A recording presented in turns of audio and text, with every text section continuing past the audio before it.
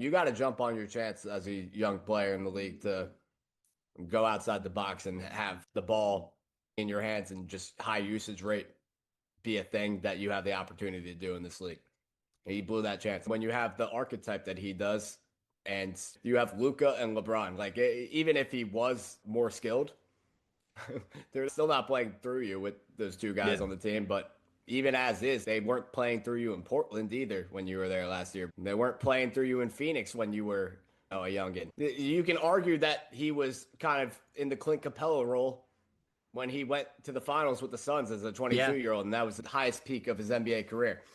I mean, he's just so delusioned and his ego's in a different place that he's a generational bag chaser for what he's got so far, but he's going to run himself out of money here. I Not mean, like it for him in his bank account. I'm just meaning like additional yeah, contracts deals. with the league. Like, Yeah.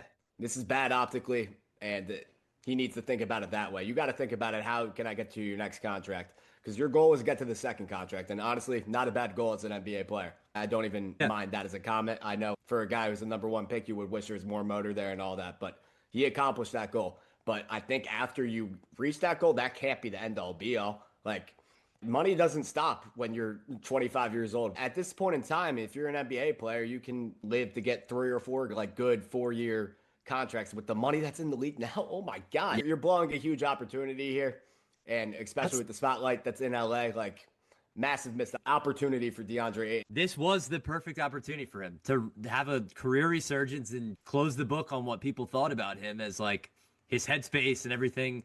And you have this golden opportunity next to LeBron James, and obviously LeBron is not the same LeBron, and Luka Doncic to be an impactful player, protecting the rim and rolling. And if you do that, you will get a bag from someone. I promise you.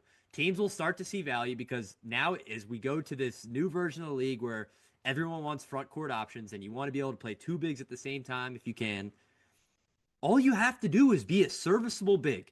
You get the Lakers tax, you get the PR that comes with that, and you get all this stuff in your current situation. I don't even think he's been terrible this year by any means. Like he's averaging Yeah, like no, 13 and but 8. I don't think he had to be like a steady big. I think what he had to do was change the narrative.